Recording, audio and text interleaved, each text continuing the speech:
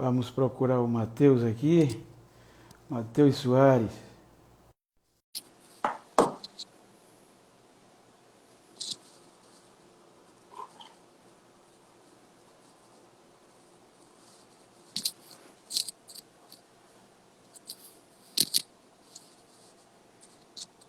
Pode, senhor Mateus.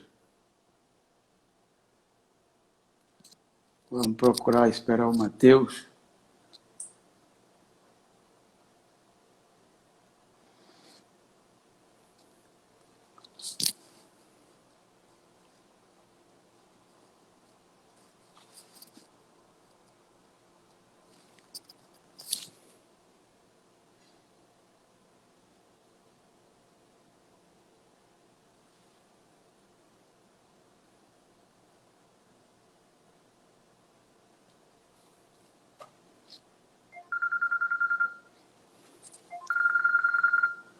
Oi, Mateus.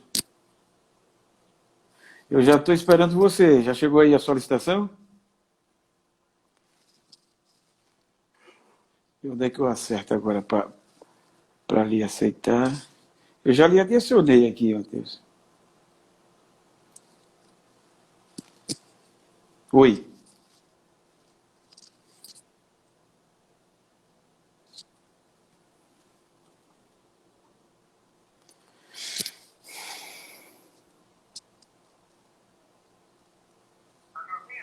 Tô. Fala, Mateus.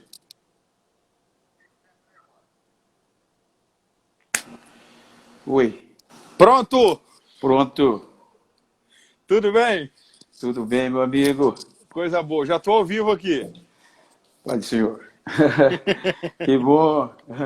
Tudo em Desculpa aí, paz? queridos. Isso é coisa de gente velha com menino novo. Nada, é coisa de ao vivo. Aí tem esses momentos. Tá tudo bem? Mas tudo bem, pastor Mateus? Que bom, rapaz. Rever como é que Alegria tá a minha. família. Graças a Deus bem, bom demais termos esse momento juntos, interagindo com esse pessoal que já está conosco aí, para uma live que temos certeza que vai ser tão enriquecedora para a vida de todos que puderem ficar conosco esses próximos minutos. Como vai as coisas Exatamente. por aí? Tá bem, Mateus. Tudo se reabrindo. Já estamos fazendo cultos presenciais. Que bom. 30% no interior, 50% na capital. Ontem mesmo nós tivemos um culto abençoado lá na sede. Glória a Deus. E estamos aí cooperando com o nosso pastor e com os irmãos. Que bom, isso é muito bom. Abençoa muito a vida de todos que estão sentindo a falta dos cultos, das reuniões, das ministrações. É um tempo de nós nos reagruparmos de novo e temos certeza que o pior já passou. Isso, eu aproveitando, saudando a todos os queridos que estão conectados, que ainda vão chegar, mas nos reunimos nesta noite, continente. Não é, Mateus? Pastor Mateus do Reis, respeito Verdade. a vocação, a chamada, e graças a Deus que estamos aqui com um dos maiores expositor da palavra de Deus do Brasil, O senhor, internacional, né? Não, você, internacional, e que o conheço desde os 20 anos. Verdade. Já está com 25, Mateus? Estou com 29, tu crê? Estou ficando velho. Meu Deus, quem está ficando velho sou eu. Tá bom, querido. Mas muito bom. Que bom. Então, O senhor me conheceu, eu tinha 18 anos. 18 anos. Casei com 19. Ainda estava solteiro, Verdade. E desde então pregando a palavra de Deus, ensinando. Amém. Escritor, palestrante internacional, seminarista. É muito bom quando uma pessoa começa cedo com essa disposição e essa energia que você tem. Amém. Deus continue te abençoando, meu amigo, e já quero te agradecer por participar, para edificarmos, né, a vida de uma geração que está vindo, uma geração dinâmica, mas as nossas experiências podem ajudar em alguns pontos, não é verdade? Verdade. Mas conte aí algumas novidades, alguma coisa, está escrevendo algum livro, alguma enciclopédia nova? Estou escrevendo um manual bíblico expositivo sobre as parábolas de Jesus. Creio que agora em setembro ela já fica pronta. Já estou há 2 anos e meio escrevendo ela e vai ser uma obra muito rica. Eu tenho certeza que vai acrescentar bastante também a todos que puderem ter acesso ao conteúdo dela. Vai ser um material muito, muito enriquecedor. Que bom, rapaz, que bom. E eu espero que pessoas aí do Brasil, né, está entrando, muitos jovens que têm a chamada e pegar alguma experiência da itinerância, não é verdade? E vocês estão diante de nós que vivemos isso no presente e temos algumas experiências para vocês, talvez algumas que nós não tivemos quando começamos a palmilhar. Então, pastor Mateus, eu quero ler um texto, o texto para a gente dar abertura, é o texto tradicional que Paulo escreve à igreja de Éfeso. Vamos lá. Capítulo 4. Éfeso.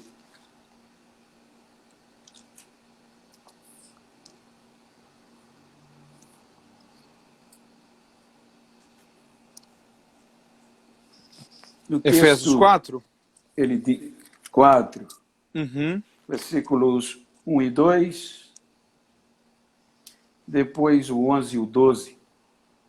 Rogo-vos, pois, eu, preso do Senhor, que andeis como é digno da vocação com que fostes chamados, com toda a humildade e mansidão, com longanimidade, suportando-vos uns aos outros em amor. O versículo 11 e 12 diz: e ele mesmo deu uns para apóstolos, outros para profetas, outros para evangelistas e outros para pastores e doutores, querendo o aperfeiçoamento dos santos, para a obra do ministério, para a edificação do corpo de Cristo. Soberano Deus, queremos te agradecer pela leitura. Abençoa, Senhor, esta palestra, pois já temos, Senhor, mais de 200 pessoas conectadas conosco. E que a nossa experiência possa ajudar, Senhor, e dar estabilidade àqueles que desejam, Senhor, aqueles que anseiam em desenvolver a sua chamada, em nome de Jesus. Amém. Pastor Mateus, eu gostaria de só simplesmente começar fazendo-lhes alguma pergunta, mas o senhor começou muito novo, como é que isso aconteceu? Eu tive a alegria de nascer em um lar cristão. Meus pais servem ao Senhor, meu pai é presbítero, minha mãe também é uma serva de Deus, e tive a alegria de ter o ensinamento cristão, dos princípios cristãos, desde o início da minha vida. Vivenciei uma experiência pessoal com o Senhor muito cedo, fui batizado com o Espírito Santo quando tinha 7 anos de idade, e desde os 7, 8 anos eu frequento sempre o ambiente teológico. O papai tinha, eu não lembro a idade que ele tinha na época, mas eu tinha coisa aí de 6, 7 anos, e o papai cursava, eu creio que ainda existe, o curso teológico chamado ETAD, que era do Bernard Johnson, de Campinas, e haviam vários núcleos teológicos pelo Brasil, e na nossa cidade de Cabo Frio havia um. E o papai cursava, e aí eu frequentava com ele, e sempre achei aquilo ali muito interessante.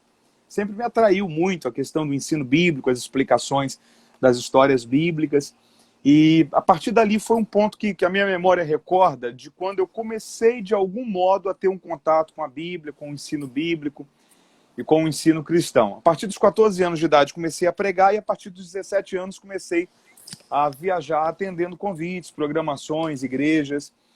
Então, se fosse talvez para traçar uma rápida biografia, digamos que partiria dessas datas fixas que marcaram de uma forma muito definida esse início aí ministerial. Muito bem, rapaz. Parabéns. Obrigado. Mas, pastor Mateus, uma das prioridades que nós conversamos é o quanto a classe, a palavra itinerante tem sido assuntos de púlpitos, de reuniões, e que, em parte, tem desestimulado a muitos a não ter a opção desta atitude. Então, queríamos tratar esse assunto com as nossas experiências, como eu já disse, para estimular aqueles que, porventura, tenham esse anseio, né? Paulo Verdade. disse que é bom, né, desejar este episcopado, tendo em vista que a palavra itinerante ou vocação, independente daquela para que você foi chamado, a palavra vocação é do latim, vocare, o chamar, o ato de se deslocar constantemente. E nós queremos tratar sobre isso. Eu gostaria que o senhor nos desse, temos aí ainda uns 50 minutos, falasse aí uns 20 minutos, depois a gente questionar esta questão. O que nós conhecemos, pelo menos dentro de um contexto brasileiro, sobre a itinerância, o nome itinerante, na verdade, não é um nome que vem dentro de um contexto cristão, mas é uma ideia geral, uma ideia abrangente sobre aquilo que não é fixo. Por exemplo, existem várias livrarias, bibliotecas itinerantes, que param de cidade em cidade, numa feira de livro, e ali distribuem livros, por exemplo. O termo itinerante diz respeito àquilo que não é fixo, mas que visita vários locais para cumprir uma função. Dentro de uma linha mais brasileira, tornou-se muito popular o termo itinerante para aqueles pastores ou aqueles que têm um chamado para o ministério da pregação, que servem uma igreja local, que tem uma igreja, que tem um pastor, que são totalmente ligados a uma membresia, como é o correto, mas que de algum modo servem também a outras igrejas. Então, por ser um pregador do evangelho, ele pode ser útil a outras igrejas, seja de outras cidades ou de outros estados ou até de outras nações. Isso é uma questão de detalhe apenas, mas ele serve a outras igrejas, atendendo convite a outros locais, pregando, ministrando e exercendo o ministério que do Senhor ele foi confiado. Eu penso que tudo isso, pastor Genival, ele passa por uma questão muito nobre, que é o chamado. E eu gostaria, nós estamos aí com mais ou menos 300 pessoas com a gente, eu gostaria de fazer um convite para você que está com a gente aí. Envie essa live, esse convite da live para pelo menos 10, 15 pessoas. Clica aí nessa setinha que tem do lado da opção comentar e convide aí pelo menos mais 10, 15 pessoas para estar com a gente. E se o assunto for bem legal para você, clique nessa opção do coração que você tem aí à sua direita, porque quanto mais você clica aí, mais o Instagram entende que o assunto da live está sendo relevante para você e mais ele comunica a outras pessoas que nós estamos online nessa live. Então, auxilie a gente aí, envie para alguém, para pelo menos 10, 15 pessoas essa live e ao ponto que você for percebendo a interação da live, vai clicando aí no coraçãozinho para que mais pessoas possam entrar com a gente aí nessa live. Eu penso que a grande nobreza é a questão do chamado e o privilégio de ser um portador de uma palavra de Deus para alguém. Há uma frase que eu acho ela muito interessante que diz o seguinte: Deus só tinha um filho e decidiu fazer dele um pregador. Eu acho isso muito nobre. Deus só tinha um filho, seu filho unigênito, e decidiu fazer dele um pregador. Porque ser um pregador do evangelho é ter a nobre oportunidade de receber a nobre tarefa de compartilhar a palavra de Deus para outras pessoas. A palavra de Deus, quando ela é compartilhada, quando ela é desenvolvida, quando ela é aperfeiçoada, isso gera salvação, crescimento, edificação. Muitas pessoas que podem alcançar a bênção da salvação e serem despertadas também para um chamado, através do privilégio de ter recebido do Senhor essa oportunidade de falar essa palavra. Então, essa questão de saber para que foi chamado e entender esse dinamismo do chamado dentro de uma forma prática, eu penso, pastor Genival, que é algo muito nobre. E uma outra coisa que eu acho que todos nós devemos entender, e eu tenho falado até sobre isso em algumas lives, é sobre a seguinte questão. O chamado ele é algo tão brilhante, mas se encontrar dentro desse propósito e dentro dessa visão de Deus para a vida da gente é algo muito especial. Eu tenho certeza que muitas pessoas que estão com a gente aí, talvez elas se perguntam como que eu faço para descobrir o meu chamado? Como que eu faço para descobrir qual é a área que Deus quer me usar? Qual é a área que eu posso ser útil? Como que eu posso ter uma utilidade dentro do propósito de Deus? Uma das coisas mais nobres que nós podemos descobrir em nossa vida é a área para a qual nós fomos chamados. Porque a partir do momento que nós entendemos isso e descobrimos isso, nós podemos ser útil a Deus, podemos ser útil à igreja que nós servimos a ela, que nós somos membros dela, para que através disso o propósito do ministério seja cada mais cumprido e aperfeiçoado. E uma coisa que eu acho interessante é que às vezes muitas pessoas elas perguntam o seguinte: eu queria saber qual é o meu chamado. Mas Deus nunca falou comigo, eu nunca recebi uma profecia, eu nunca recebi um sonho, eu nunca recebi uma palavra profética, alguém que olhou para mim e disse assim, ó, o Senhor manda dizer a você que há um chamado para que você seja um pregador, para que você seja uma missionária, para que você funcione dentro de um departamento na igreja que você faz parte. Às vezes as pessoas não vão ter uma experiência direta dela. Felizes dessas. Felizes são aqueles que têm uma palavra de Deus de uma forma direta para a pessoa, dizendo, ó, é esse o chamado que eu tenho para a sua vida, é essa área que eu quero usar você. É para essa função que eu tenho um propósito para ser cumprido através de você. Felizes são aqueles que têm de Deus uma palavra clara para essa função. Agora, eu tenho percebido nesses dias, pastor Genival, que nem todas as pessoas elas vão ter uma palavra de Deus direta para elas, dizendo, ó, eu quero que você faça isso. E eu vou dar aqui um exemplo bíblico. Por exemplo, Jeremias. Jeremias teve uma palavra direta de Deus para ele. Quando o Senhor falou para ele o seguinte, ó, antes que você fosse formado no ventre da sua mãe, eu já havia te santificado. E antes que de lá você houvesse nascido, eu já havia te dado as nações para que você fosse profeta sobre elas. Então, Jeremias, desde o início do chamado dele, ele tem uma palavra muito clara de Deus para ele, da área que Deus vai usar ele, do chamado que Deus tem para que ele exerça esse chamado. Só que existem pessoas na Bíblia, como por exemplo Neemias, que nós não temos uma palavra de Deus dizendo assim, Neemias, se levante e vá para Jerusalém e vá para restaurar os muros da cidade. Então, é gente que não teve uma palavra de Deus vindo e dizendo, ó, você tem uma chamada para isso daqui. Então, como que se deu essa vocação de Neemias? Como que se deu, digamos que, esse descontentamento de parar e dizer, não, há alguma coisa que eu posso fazer para Deus.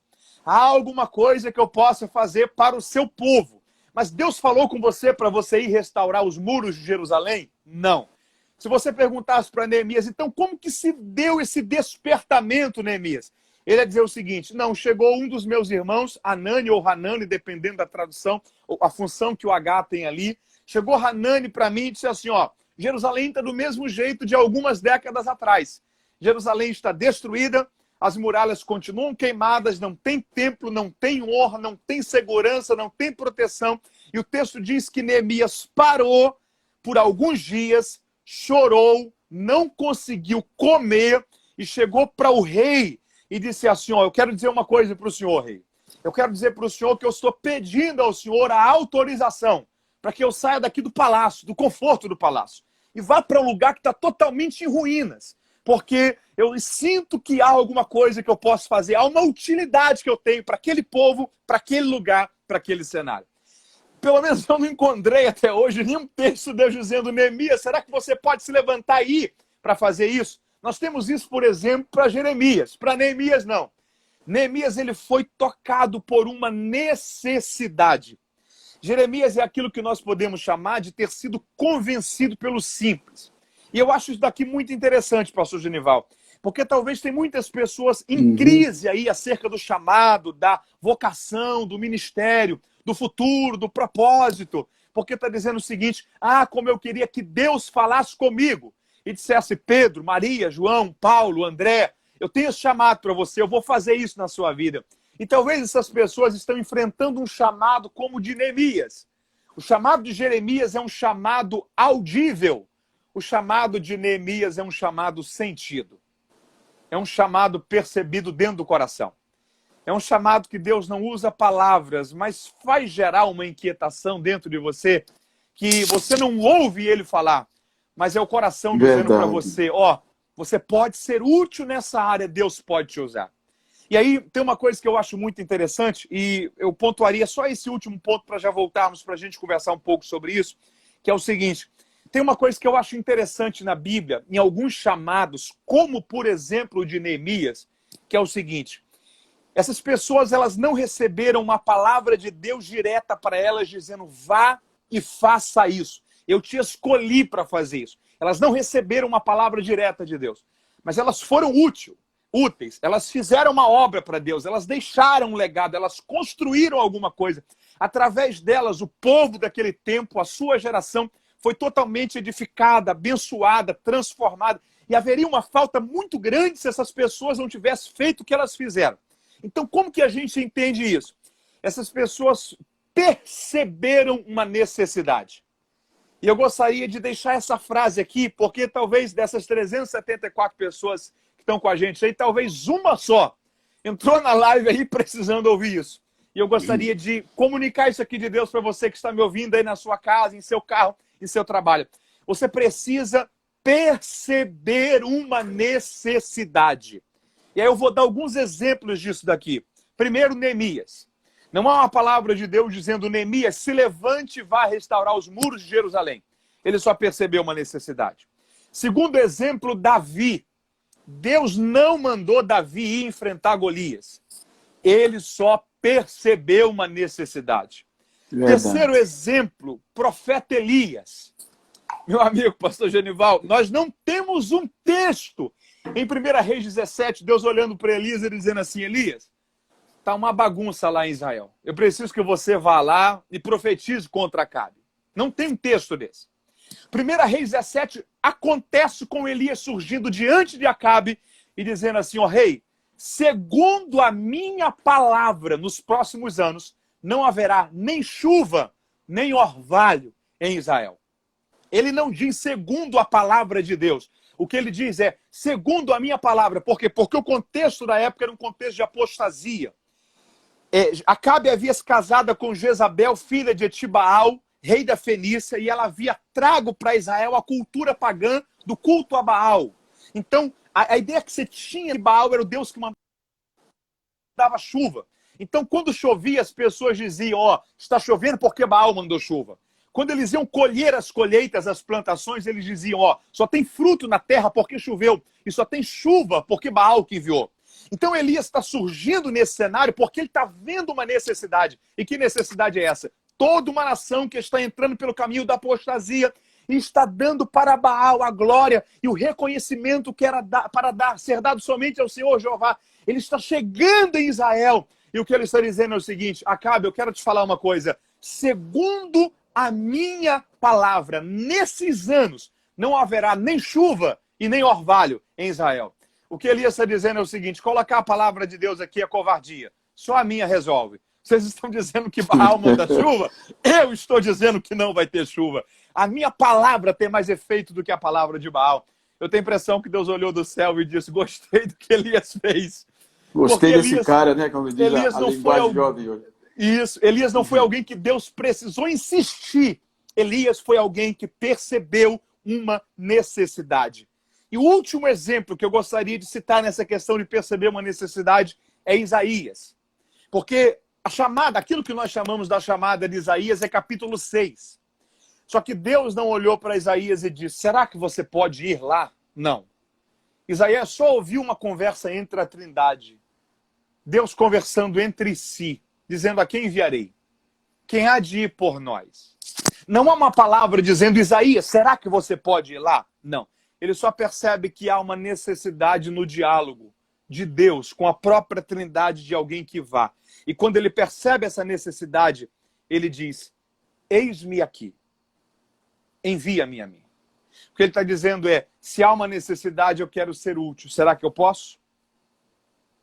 Se há uma necessidade, eu quero participar. Então, eu gostaria de, nessa primeira parte, frisar isso, meu amigo pastor Genival Bento, que tem pessoas que estão com a gente aí, que talvez elas nunca vão receber uma palavra direta dizendo se levante e faça isso. Mas elas precisam entender que nem sempre a comunicação de Deus é por meio da voz. Tem horas que Deus vai se comunicar conosco através de um descontentamento, através de algo que Ele vai gerar em nós um desejo de fazer alguma coisa e perceber uma necessidade. O que o senhor pensa sobre isso? Rapaz, eu quero até agradecer por esta palavra aí, mas eu concordo em gênero e grau com este posicionamento. Concordo mesmo. E até quero já agradecer os 460 que estão conosco, mandando mensagem, e agradecer o vosso carinho, a irmã Cláudia, lá em Santa Catarina, a irmã Nay, lá em Ilhéus. Que Deus continue nos abençoando. Mas vamos continuar, Mateus, muito bom, até porque a vocação ela que estimula. Eu estava lendo algumas frases célebres nesses dias, e me falha agora a memória do escritor, que ele dizia: independente do que você faça, faça bem feito. Então, a vocação nos leva à inclinação, à tendência, a prática, né, o talento, tudo isso está voltado nesta frase vocação, que era a base desses homens que o senhor falou e de todos os outros que entraram na história e outros que não entraram na história, mas faz parte desse contexto da chamada. Muito obrigado por essas palavras e vamos conversar. Vamos falar das nossas experiências, até porque eu tenho sido muito questionado, talvez nem questionado, abordado acerca de muitos jovens, tanto homens, mulheres, ou seja, moças e rapazes, que às vezes a gente nessa correria não tem tempo de dialogar, de contar as experiências, né? Mas o senhor frisou muito bem. Deus disse a Jeremias: vai, e Neemias foi uma iniciativa própria do sentimento por esta obra. Então, pastor, eu gostaria de a gente tratar desses assuntos dos pormenores, até porque, como Paulo mesmo mencionou, eu estava ouvindo uma palestra do Antônio Gilberto, ele fez para Obreiro, e ele tratou muito desse assunto, pastor itinerante. Ou seja, estou usando a frase pastor simplesmente, mas o pregador. Porque em muitos lugares a frase itinerante, o pregador itinerante, não tem crédito. Infelizmente. Por umas meia dúzia de maus exemplos. E geralmente é tendencioso do ser humano julgar e ver o lado ruim das pessoas, enquanto o cristianismo nos ensina a ver o lado bom das pessoas. Porque o que é ruim não nos compete julgar. Não é verdade? Ele mesmo advertiu para não julgarmos. Mas, como estamos entre seres humanos, entendemos. Eu tive a graça de Deus, dentro do que o senhor falou, eu nunca desejei ser itinerante. Itinerante no contexto literal, de deslocar, de estar para lá e para cá, viajando, até porque eu me preparei psicologicamente para ser pastor. Alguns, talvez, dos que estejam online com a gente, sabe, eu pastoreei 14 anos. E eu tive a alegria de pregar numa igreja que o senhor foi o pastor, Vila Raul. Isso é bom, é isso, exatamente. Então, eu jamais imaginaria de ter isso que Deus fez, eu conhecer grande parte do mundo, e o Brasil quase todo, pregando o Evangelho. Então, eu, no princípio da minha chamada, eu não tive esse vai, entendeu? Isso veio acontecer, eu já tinha 45 anos de idade. Eu me converti com 27, e com 45 foi quando eu estava no escritório da empresa, e eu senti no coração: eu vou começar uma obra com você. Mas até hoje, eu não me identifiquei ainda, gosto, tem dia que eu saio de casa chorando. a chamada, a vocação me inclina, mas quando você chega aqui e vê a igreja, pode ser, às vezes eu vou pregar em lugares que a gente prega na rua, debaixo de um pé de árvore, aquilo, você esquece tudo que está à sua volta e a alegria toma conta. Então, a primeira experiência que eu queria deixar para quem... Porque eu acredito que esta vocação, porque há quem diga, eu acho que foi ouvir isso do pastor Caio Fábio, que quando Cristo fala igreja, não está vinculado ao CNPJ, o templo, não é? O prédio. Isso não tem nada a ver com o evangelho ou o que Cristo chama de igreja. Então, eu estava dizendo que eu estava ouvindo de Antônio Gilberto, quando ele citava, que boa parte e uma grande parte da vida dele foi itinerante. Ele se doou a isso, dizendo, Deus, eu não vou me projetar, não vou anunciar, não vou pedir. E ele disse que não faltava convites e agenda. Por exemplo, desde 2013 que eu viajo. Eu comecei em 2010, mas deixei de pastorear em 2013. Mas até hoje eu nunca pedi uma agenda, nunca... Ou seja, é uma chamada, é um lado, mas tem os outros que necessitam. E o que me impulsionou a gente falar desse assunto é esta nova geração. Porque alguns entram para a itinerância por esta vocação, por essa chamada, outros por falta de oportunidade, porque nós estamos em uma geração dinâmica, não é? Uma geração que dá gosto a gente ouvir, que estuda, se prepara, mas não tem oportunidade de desenvolver esse talento, prega uma vez do ano, talvez, na sua igreja, e isso faz com que essa nova geração, e até para o bem do evangelho, tenha espalhado por este mundo, pregando esta palavra, que começou assim, não é verdade? Como Cristo se deslocando de lugar em lugar, isto é um pregador itinerante, como o senhor havia falado. Então, volto a palavra para o senhor para alguns pontos. Eu concordo com o senhor. Eu acho que dentro de um cenário geral, nós, principalmente dentro de um contexto mais pentecostal, ligado à Assembleia de Deus, outras denominações não possuem essa cultura de terem pregadores que não são pastores locais de uma igreja, mas que servem a várias igrejas, várias denominações, pregando e sendo útil a elas, contribuindo com elas. Eu acho que há duas questões aí. Eu acho que, em primeiro lugar, há aquelas pessoas que, de fato, têm um chamado, vivem de uma forma mais nobre esse ministério, mas eu penso que, infelizmente, houve uma banalização, porque muitas pessoas acabaram enxergando a função da itinerância como uma profissão e não como um chamado. Concordo. E tratando ela de forma muito desleixada, sem zelo, sem entender a importância, por exemplo, de terem uma vida com Deus, uma comunhão com o Senhor, um tempo de estudo, a prática do estudo, a leitura da Bíblia e se disciplinarem para aquilo ali.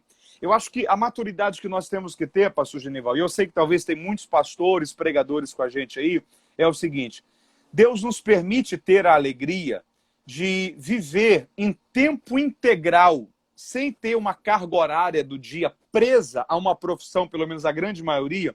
O senhor já se aposentou ou ainda não, dentro da profissão que o senhor tinha em Rio Lago? Aposentei, sim. Aposentou? Mas, por exemplo, o senhor aposentou tem o quê? Eu lembro que quando eu conheci o senhor ainda trabalhava. 2012. 2012. Então, imagina o seguinte, imagina alguém que tem de Deus a bênção de ter o sustento da sua família através da itinerância. Alguém que pode ter, através de outras igrejas que o convidam para pregar, uma oferta que ele recebe, um livro que ele vende, uma contribuição que ele tem como gratificação pela ida dele para pregar ali, o sustento dele e da família, e às vezes até numa quantia financeira um pouco maior do que talvez um cidadão que tem que trabalhar 8, 9, 10 horas por dia para ter ali o sustento da sua família. Esse cidadão ele tem pelo menos 8 horas do seu dia dedicados a uma função para ter aquele salário. Eu acho que o pregador ele tem que ter a seguinte consciência. Se talvez eu não estivesse fazendo isso daqui, eu teria que estar dedicando 7, 8 horas para ter o meu sustento através de uma profissão. Se Deus me concede a alegria e a bênção de ter a liberdade, de ter a minha carga horária livre, para não estar totalmente ligada a ter que cumprir uma obrigação de um trabalho, de uma profissão, ou de 8 horas de trabalho para uma empresa, por que eu não posso dedicar pelo menos 4 ou 5 horas desse tempo para me ler, para me estudar, para me preparar mensagens, para me cultivar a minha vida espiritual? O ministério itinerante ele é algo muito nobre. Eu tenho certeza que todas as pessoas que estão com a gente aqui, sem exceção, em algum dia da vida, já foram muito abençoadas por um pastor que foi na sua igreja, que foi pregar ali, seja num culto, seja numa festa, seja num congresso, talvez dê uma palavra que salvou alguém da sua família, através de uma oração que foi feita, Deus abençoou, restaurou um casamento, alguém foi despertado para um chamado. Eu mesmo tenho na minha memória inúmeros pastores que passaram pela igreja, que eu cresci nela, que foram ali pregar e de algum modo aquele culto marcou a minha vida. Aquela palavra marcou a minha vida. Eu tenho certeza que o senhor também tem na sua memória. Muita gente que já passou e abençoou. Então, aqueles que vivem o ministério da pregação de forma itinerante, eles são muito úteis para a igreja. Não há dúvidas quanto a isso. Infelizmente, houve uma banalização nos últimos anos por muita gente que enxergou isso só como uma profissão e não se preparou, não estuda, não lê, não se dedica. Eu estou vendo atrás do senhor aí uma biblioteca, a riqueza que é ter livros. É vergonhoso alguém que diz, não, eu sou um pregador, mas não tem livros, não lê, não se prepara, não se dedica. Então, eu penso que esse zelo pelo ministério e entender que é um privilégio poder ter o tempo integral e o sustento através de igrejas que abençoam e que ofertam.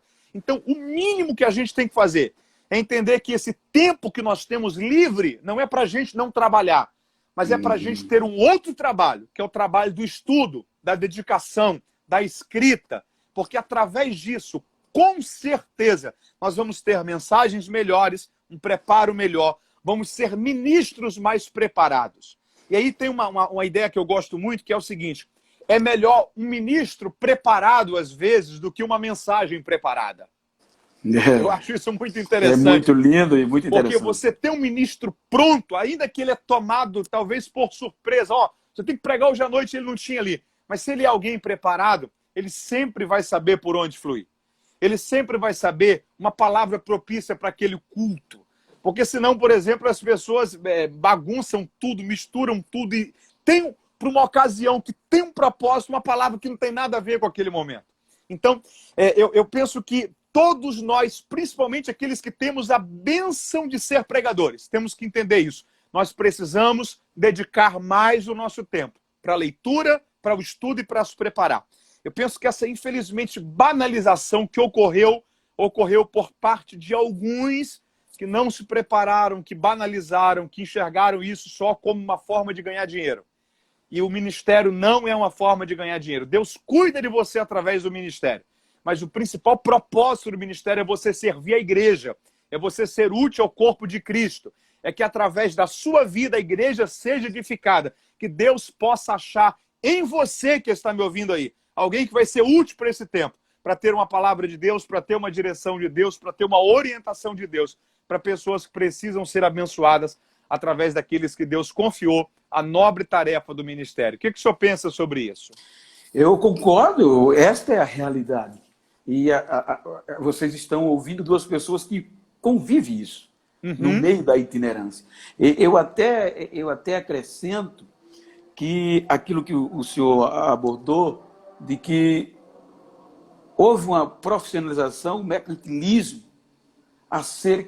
porque o próprio contexto, se nós não tivermos um preparo, como você falou, no contexto, o que é ser um pregador, o que é ser uma pregadora, um mensageiro, seja através da mensagem ou do louvor, independe, mas essa vocação que você se inclina, você tem que entender que nós somos chamados para ser cuidador, ser manso, sereno.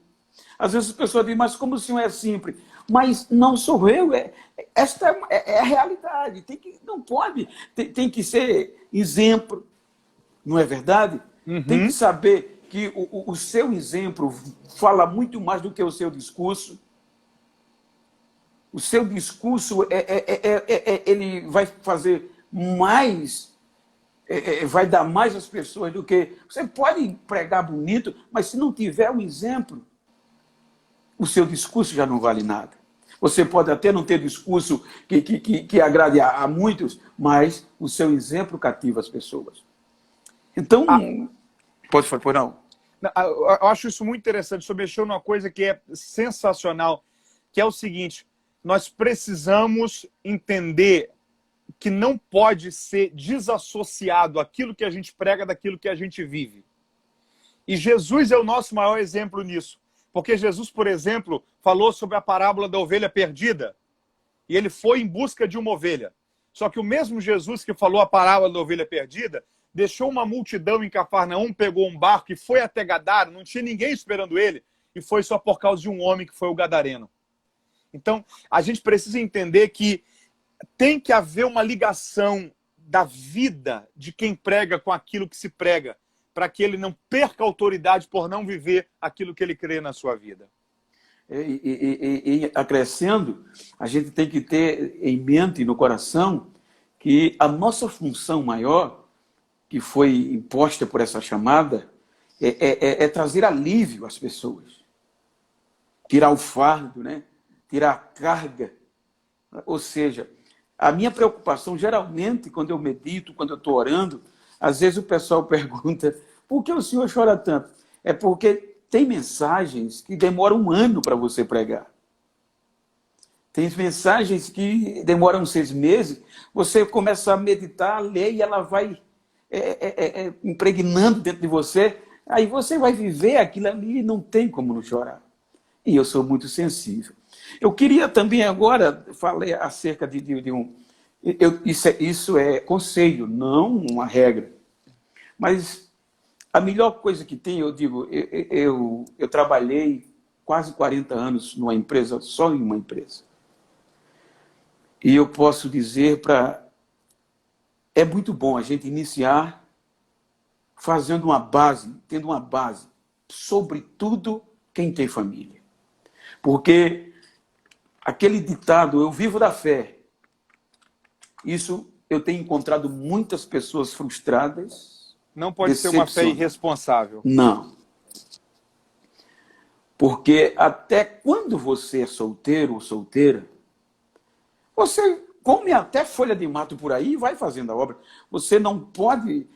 Você tem família, você não pode basear essa fé que você diz, eu vivo pela fé, simplesmente pedindo um convite ali, outro aqui, outro ali. Não. Ou seja, se você tem essa vocação, no mínimo é o que o pastor Mateus disse, tira 7 horas por dia, 5 horas, vai escrever, vai fazer livros, vai ler a Bíblia, vai se preparar, mas que mantenha uma base que dê sustentação à sua família. Porque eu tenho visto e ouvido mulheres de obreiros, itinerantes, pregadores novos, chorando, não é? E os filhos, nós temos filhos, pastor, mas ele disse que Deus cuida, isso é indiscutível, mas isso é conselho. Faça uma base financeira. Tenha uma profissão. Faça uma faculdade.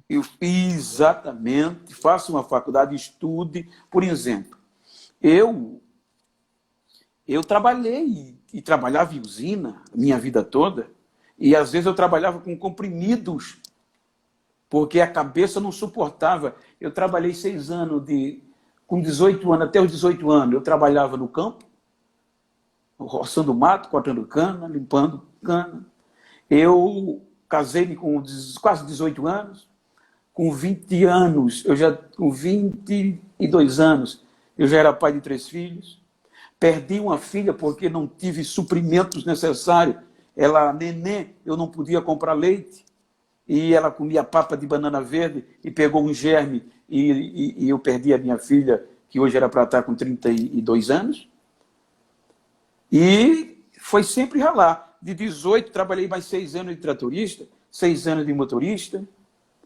Aí fui ser fiscal, fui ser encarregado de transporte. Ou seja, no que o senhor disse, portanto, quando eu percebi, então eu me inclinei aos estudos. Eu saía de casa às 6 horas da manhã, largava de 6 da noite, pedia liberação ao meu superior para sair meia hora mais cedo, para ir direto para a faculdade em Maceió, Fafiteal. Pastor Isvaldo, que hoje é o nosso presidente, foi meu pastor. A maioria dos pastores que dão aula, passei por eles. Depois que terminei o básico, o teológico, aí veio a pós-graduação. Primeira oportunidade que eu tive, eu fui fazer a pós-graduação, eu fui fazer a convalidação, melhor dizendo, pela Universidade Federal do Rio de Janeiro, que fez um convênio aqui com a Fafiteal. Passei mais 1 ano e meio estudando, com a ajuda dos meus diretores, pastor Sebastião, pastor doutora Cláudia. Eu tive um apoio e a compreensão deles pelas minhas viagens e me preparei, porque eu sabia que por mais que Deus me desse unção e o povo tem esse carinho por mim, mas se eu não tivesse um anel no dedo, teria canto que eu não entrava. Eu digo isso porque funciona assim. Então, eu me preparei dentro de um contexto até onde eu pude, para poder, hoje, aí é o que é aquilo, né? Pedro tinha tudo para ser o que Paulo foi, não diferenciando do outro, mas no contexto da oratória, no contexto... Mas a preparação intelectual era reconhecida até por Pedro, a que Paulo tinha. Então, eu já ouvi em muitos pastores, em muitos púlpitos, pastores presidentes, descendo a madeira nos pregadores itinerantes que vivem pela fé e não tem uma profissão, não estuda, nada. Então, para uma geração que está vindo aí, estou dizendo isso como um conselho, porque se você não fizer isso, lá na frente você vai lembrar disso que nós estamos falando aqui. Principalmente para jovens pregadores que ainda são solteiros, que têm o desejo de servir a igreja pregando. Isso é muito válido, isso é muito válido. Tenha uma profissão, faça uma faculdade, faça um curso teológico. Deus começou a te abençoar com recursos, com ofertas. Compre um terreno. Tem muita gente aí ostentando com carro, ostentando com roupa, ostentando com restaurante, não tem uma casa própria para morar. Então, seja maduro para entender, você que está com a gente aí, que o ministério, ele não ausenta de você as responsabilidades que você tem como ser humano, como chefe de família. Você vai ter filhos, você vai precisar pagar um plano de saúde para os seus filhos. Você vai precisar ter uma casa. Você vai precisar honrar a sua família, cuidar da sua família com dignidade. Então, tenha maturidade. O quanto mais antes, o quanto mais novo você entender isso, melhor vai ser. Você planejar a sua vida, saber administrar os seus recursos e entender que você precisa se preparar para a vida. Eu vou usar uma alegoria aqui e eu espero que todo mundo aí entenda a gente. Uma coisa muito, muito séria em relação a pregadores. O Brasil deve ter, com certeza, milhares de pregadores. Milhares. E todo mundo, sempre quando está começando, ele sempre se enxerga naqueles que são mais conhecidos. Correto, pastor Genivaldo? Correto. Era assim na época da gente. Eu, pelo menos, eu comecei a pregar com 14 anos. Naquela época, nós víamos ali, por exemplo, pastor Gilmar Santos, pastor Gesiel Gomes, pastor Benhur Lopes e pastor Elias Torralbo, que me ajudaram muito, me inspiraram muito e me orientaram muito dentro de uma formação ministerial. Só que, se a gente for ver a quantidade de pregador que tem, são milhares, mas a gente sempre se espelha naqueles que de algum modo chegaram naquilo que a gente considera como uma posição de solidez ministerial. Só que existem milhares que vão vendo essa crescente, querendo ser pregador e às vezes medindo a utilidade que eles têm como pregador em resultado resultados que outros alcançaram. E aí tem uma coisa muito interessante também, que é o pregador não se frustrar, porque talvez ele está vendo resultados de outros que ele ainda não começou a ter esses resultados, e às vezes ele está se frustrando porque ele está se comparando, ele está se permitindo ser vítima do sentimento de comparação. E às vezes ele não sabe que talvez aquele pregador já está há 10, 15, 20, 30 anos. Ok? Então eu acho que isso é muito interessante, principalmente a turma que está começando agora. E você que está começando agora, deixa eu olhar para você aqui. Você que é um jovem pregador, você que está começando agora. Eu sei que às vezes você sente falta de alguém para você conversar, às vezes para alguém que te dê conselho. E às vezes as pessoas falam o seguinte: ah, os grandes nunca têm tempo para aconselhar para a gente. Meu irmão, você talvez não sabe o que é o seu telefone quando você acorda, ter 600 mensagens de WhatsApp para você responder ali, você não conseguir responder todo mundo. E às vezes não é que você não tem, às vezes, tempo para responder todo mundo, ou no Instagram, ou no WhatsApp. Às vezes é que a pessoa talvez não pode mesmo lhe dar aquela atenção, porque há uma carência de pessoas terem uma orientação, terem uma instrução, e às vezes elas sentem falta, por exemplo, de alguém que ela considera como uma inspiração, como um referencial, que dê essa atenção a ela, e às vezes a pessoa não pode dar essa atenção, não porque não quer, mas porque ele tem a obrigação dele, tem a família, tem um casamento, tem os filhos, tem a igreja, tem aquilo que ele está desenvolvendo, tem as funções que ele desempenha. Então, às vezes, ele não disponibiliza desse tempo que você precisa para que te oriente. Como que eu posso fazer, Mateus? Seja amigo do seu pastor, peça ajuda a ele, converse com ele. Se você tem o desejo de ser um pregador, talvez na igreja que você congrega, tem congregações que você pode começar a pregar ali, porque todo pregador que hoje pode ser considerado como um grande pregador, ele começou pregando em cultos de ponto de pregação, ele começou pregando em congregações, em trabalhos pequenos. Não queira pregar hoje para 10 mil pessoas se talvez você ainda não se sente confiante pregando para 50 pessoas. Vá desenvolvendo isso, você vai aperfeiçoando. Isso é uma caminhada para você conseguir correr. Você vai primeiro engatinhando, aí você prega 10, 15 minutos, 20 minutos, 30 minutos, você vai aprendendo a preparar uma mensagem, estudar melhor. Daqui a pouco você está pregando 40 minutos, 50 minutos, 1 hora. Quanto tempo vai levar isso, Mateus? Talvez 2 anos, 10 anos. Talvez, não se sabe, não há uma forma. É com 2 anos, se não der certo, não deu. É com 5 anos, se não der certo, não deu. O chamado de Deus para cada um, ele é particular. E aí tem outra coisa que tem que ser entendido. Você não tem que se frustrar ministerialmente, porque talvez você não chegou aonde outras pessoas chegaram. E aí tem uma coisa, pastor Genival, que eu tenho pensado muito à luz da Bíblia nisso, nesse tempo. Tem 3 profetas que Deus chamou ao mesmo tempo, 3 profetas. Jeremias, Ezequiel e Daniel. Eles foram chamados no tempo do exílio. Receberam o mesmo ministério, o ministério profético. E foram chamados pelo mesmo Deus, Senhor Jeová. Mas eles foram colocados em locais diferentes, em lugares diferentes. Jeremias, Deus deixou ele em Jerusalém com os que ficaram. Ezequiel, Deus colocou ele na Babilônia, junto ao rio Quebar, com os que estavam cativos. Daniel, Deus colocou ele na Babilônia, na corte, no palácio, para profetizar para os reis. A gente precisa entender que Deus tem um lugar para a gente. E a gente precisa entender que tem gente que Deus chamou para o palácio, mas tem gente que Deus chamou para aqueles que estão exilados. Tem gente que talvez Deus chamou para grandes catedrais. Talvez tem gente que Deus chamou para cuidar de um povo numa zona rural.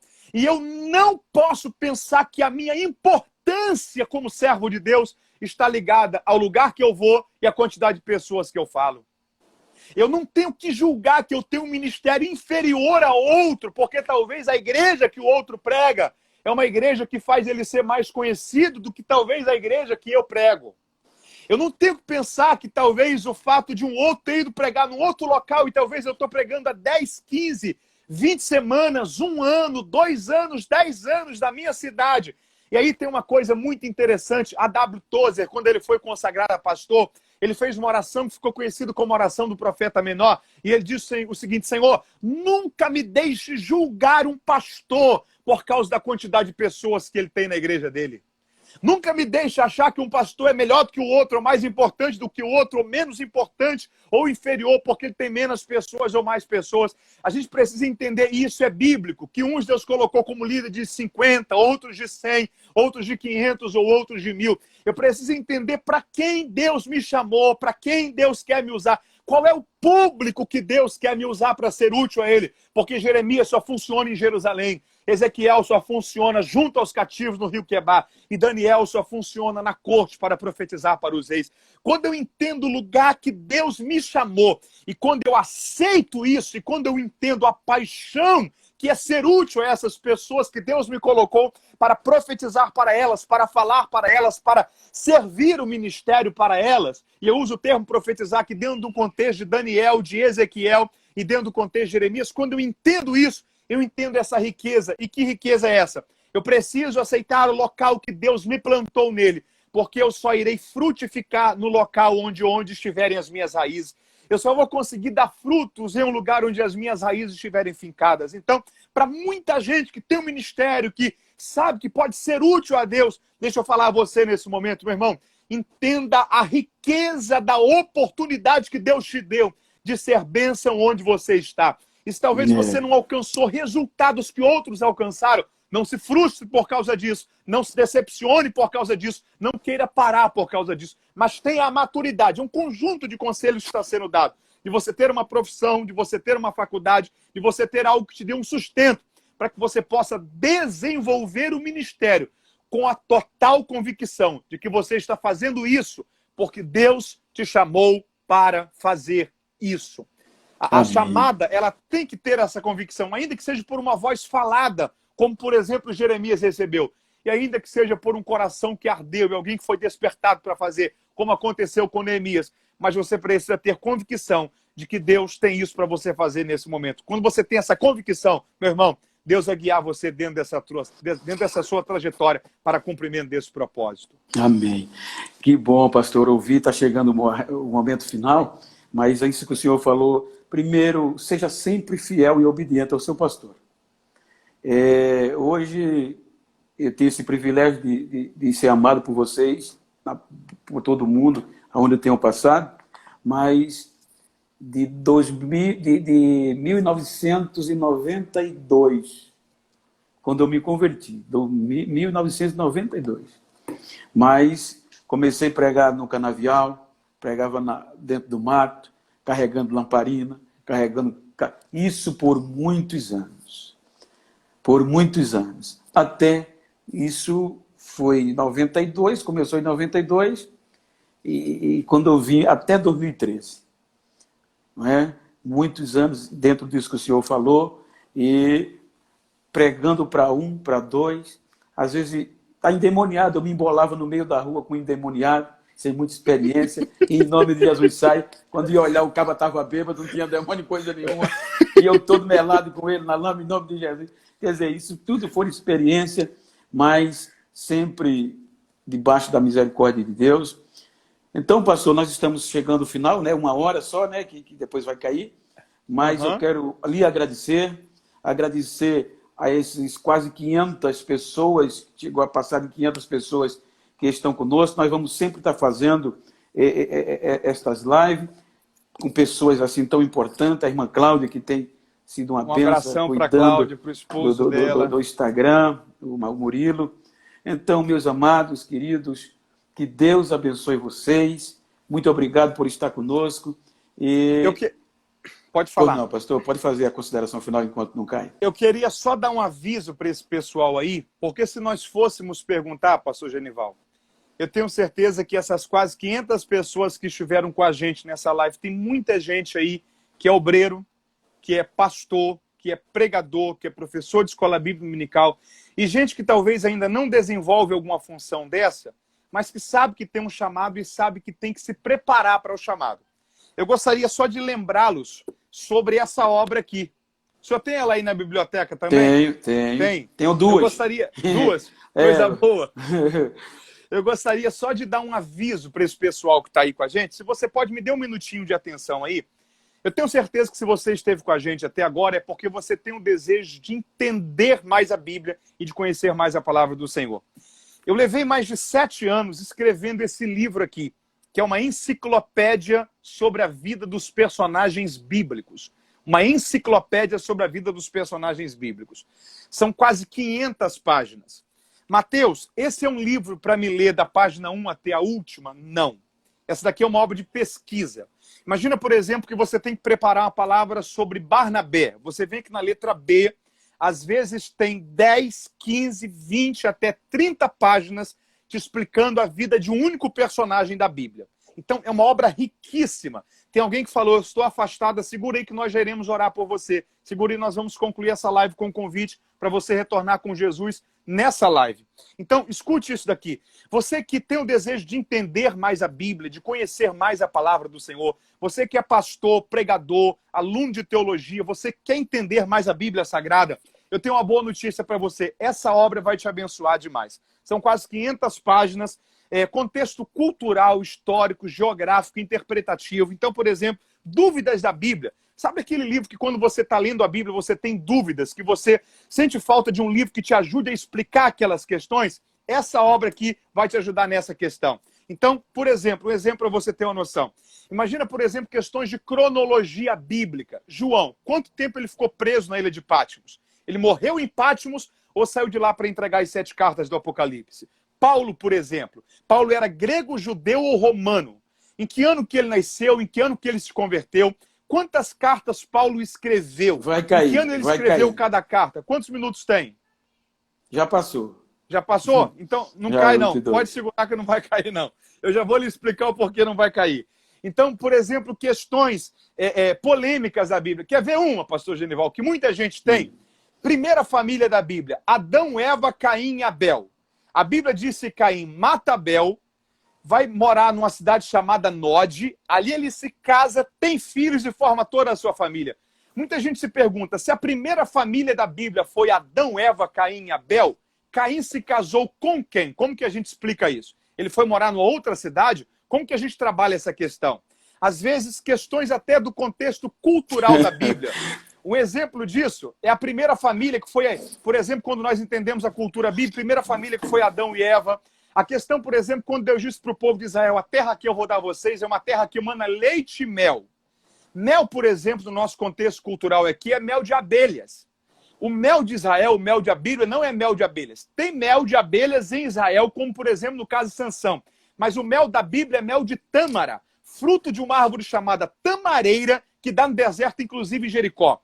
Então, quando Deus disse para o povo, a terra que eu vou dar a vocês, mana leite e mel, o que o povo entendeu foi o que Deus falou sobre as criações, o mel sobre as plantações. Então, o que Deus nos disse é que ele vai nos dar uma terra em que nela tudo que se cria e tudo que se planta serão superabundantes além das nossas necessidades. Questões, por exemplo, de nomes. Herodes, por exemplo. Herodes não era um nome, Herodes era um título. Existiram 6 Herodes na Bíblia. O Herodes, por exemplo, da época que Jesus nasceu, que os magos informaram a ele que era nascido rei dos judeus, foi Herodes o Grande.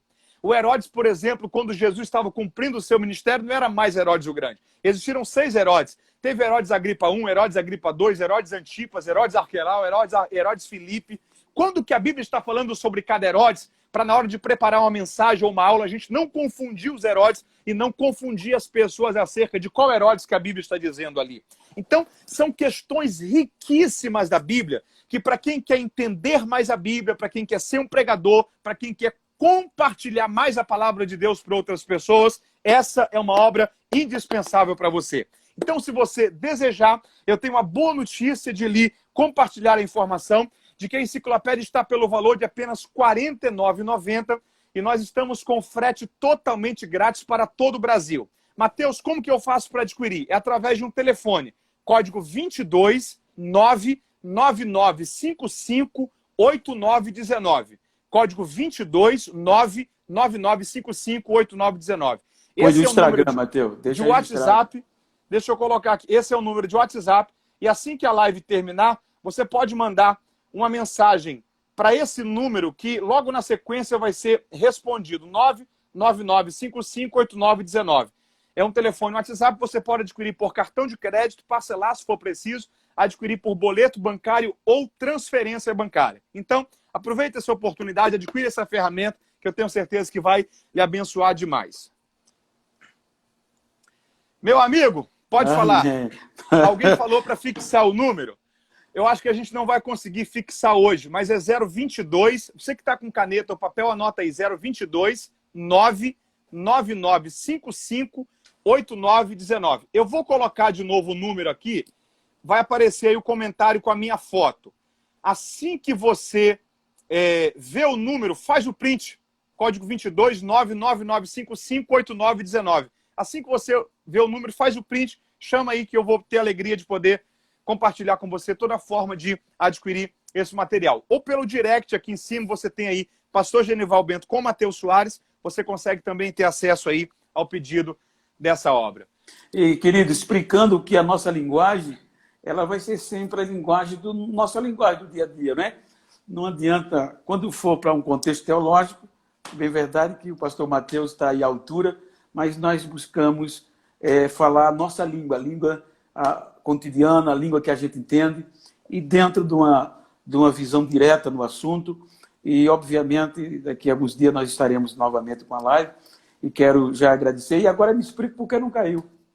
Sabe por quê? Não. O senhor tem mais de 100 mil seguidores, o senhor tem quase 300 mil seguidores. Eu estou com 15 mil e pouco. Então, se eu fiz... o Instagram tem alguma coisa. Por exemplo, depois que eu completei 10 mil seguidores, eu consegui colocar um link na postagem. Sabe quando alguém fala assim, arrasta para cima? Já viu isso daí? Não. A pessoa tem mais de 10 mil seguidores. Eu só sei aparecer. Sei de nada. Arrastou para cima, para baixo. Quando a pessoa arrasta para cima, automaticamente vai para a página da internet, para um vídeo no YouTube, alguma coisa assim. Quando a pessoa passa de 100 mil seguidores, a live dela não cai com 1 hora a mais. Porque o Instagram entende que essa pessoa tem um público muito grande e precisa de mais tempo para se comunicar com esse público. Ah, que bom então, saber. Como o senhor está com quase 300 mil seguidores, o senhor pode fazer 10 horas de live que não cai. Então, pedir o pessoal publicar mais aí, né? Para chegar a 1 milhão. Vamos fazer isso. Eu quero só dizer uma coisa, pastor Genival. Teve alguém que falou que queria aceitar Jesus. E nós queremos orar por essa pessoa. Como que eu faço, Matheus, para dizer que eu quero aceitar Jesus? Digita aí, eu quero, e nós iremos orar por você. Você que está distante da igreja, você que está desviado dos caminhos do Senhor, você que nunca entregou a sua vida a Jesus, essa é uma noite para você voltar para Cristo. A palavra de Deus diz que onde estão 2 ou 3 reunidos no nome do Senhor, o Senhor está presente ali. Nós temos mais de 400 aqui reunidos no nome do Senhor. Isso aqui é um culto e nós queremos orar por você. Cadê a pessoa que disse que queria voltar para Jesus? Nós queremos orar por você. Você ainda está aí? Se você ainda está aí, nós queremos orar por você. Eu quero. Apareceu ali. Colocou? Bruno, Alguém apareceu? foi Bruno. Quero. Bruno. Repete aí. Tinha sido uma mulher. Nós queremos orar então pelo Bruno. Tem mais alguém? Eu não sei, talvez eu já... Que bom estar com vocês, gente. Que bom. Matheus. Ok. O senhor ora por essa pessoa? O senhor ora pelo Bruno? Você ora aí. Tem 2 pessoas. Eu não... Eu oro. Até para enxergar lá. Eu já estou... O senhor me ajuda então a orar? Vamos orar sim. Tem 2 pessoas que disseram eu quero. Você que está aí, se você pode, repita comigo uma oração. Bruno e a Simone. Foi a Simone que falou enquanto eu estava falando do livro. Simone e Bruno, se você pode, repita comigo essa oração onde você está agora. Diga comigo, Senhor Jesus. Ela disse, estou sim, meu pastor. Eu te entrego a minha vida. Sim, Deus, obrigado, Senhor. E eu te recebo como meu Senhor. Abençoa a vida deles. E como meu Salvador. Eu te peço perdão pelos meus pecados. Sim, Senhor. E eu te peço, muda a minha história. Porque eu quero servir ao Senhor de todo o meu coração. A partir de hoje. Amém e amém. E amém. Senhor, nós queremos te louvar e uma terceira pessoa manifestou o desejo de reconciliar-se contigo. Nós queremos abençoar amém, essas Jesus. vidas. Onde elas amém, estão Jesus. Agora. Nós queremos pedir ao Senhor que o Senhor as ajude, que o Senhor as liberte de todo Sim, mal, Deus. de todo vício. Se porventura alguma cadeia aleluia. espiritual, alguma maldição até hoje teve valor na vida dessas pessoas, nós queremos pedir ao Senhor que todo esse mal seja desfeito e que essas vidas sejam livres, Amém, sejam libertas Jesus. pelo poder que há no nome de Jesus Cristo, e que o teu Espírito Santo as alcance agora, com mudança, com transformação e com libertação para a glória do Senhor Deus. Amém e amém. Amém. Você Queridos, que voltou para o Senhor, se você puder, mande uma mensagem no nosso inbox com a cidade que você mora e o seu telefone de contato, para que a gente possa, talvez, ajudar você a encontrar alguma igreja aí na sua região para você servir ao Senhor e congregar nesse lugar. Meu amigo, é contigo. Amém. Então, eu quero te agradecer a todos, e sempre nós vamos postar os dias das lives. Eu acho que sábado estarei com o pessoal dos Estados Unidos. Glória a Deus. E conto com vocês também. E que Deus abençoe. Tenha uma noite de bênção e que Deus ilumine os vossos passos, e pensem nisso, viu? Para atender o chamado de Deus nesta última hora, com esse contexto vocacional. Lembre-se que a vocação é ela que nos estimula. A inclinação, é a tendência, é a prática, ou seja, o talento. Então, faça o melhor que você pode. Vou deixar uma frase do nosso pastor Zé Neco, saudosa memória. Faça sempre o que sabe e o que pode. Não precisa fazer mais nada do que isso. Faça o que pode e o que sabe, mas faça o seu melhor. Então, um abraço e a paz do Senhor, amigos. Agora, você que ainda não segue o pastor Genival, clique aí em cima, coloque para seguir no Instagram dele. O senhor tem aí na parte de cima a opção terminar, tá vendo? Sim, também o canal, Pastor Genival Bento Oficial. Isso, eu geralmente estou gravando lá, reflexão, o pessoal vai começar, já está começando as agendas, as mensagens sempre vão estar lá. Então, agora eu cheguei nesse negócio. Vamos lá. O senhor vai clicar em terminar. Gravado. Isso, tá. Isso. Aí depois que terminar, vai ter a opção do senhor ou eliminar ou salvar no IGTV. Tá certo. Se o senhor quiser deixar salvo, apertar em salvar. Se quiser eliminar... É que teve alguém que pediu para deixar salvo. Então pode deixar salvo. É só clicar aí em deixar salva, que vai conseguir ter outras pessoas assistindo depois. Tá. Vamos fazer uma coisa? O pessoal que está com a gente aí... Ainda tem muita gente. Vamos dar um sorriso. Esse pessoal vai clicar e vai marcar lá nos stories do Instagram dele, o nosso perfil. Nós vamos compartilhar para que as pessoas possam assistir depois. Vamos lá? O meu lábio é grosso, não aparece os dentes, não. É só o senhor dar o sorriso, que o pessoal clica. O sorriso light. Pronto. Marque a gente lá, que outras pessoas vão saber dessa live. Meu amigo, um abraço. Amigo. Deus abençoe. Bom demais. Menino, viu? Com certeza. Amo vocês. Um abraço, pessoal. Também lhe amo muito. Obrigado por tudo. Amo vocês, viu? Muito obrigado. Obrigado, Cláudio. Um beijo, amigos. Tchau. Tchau.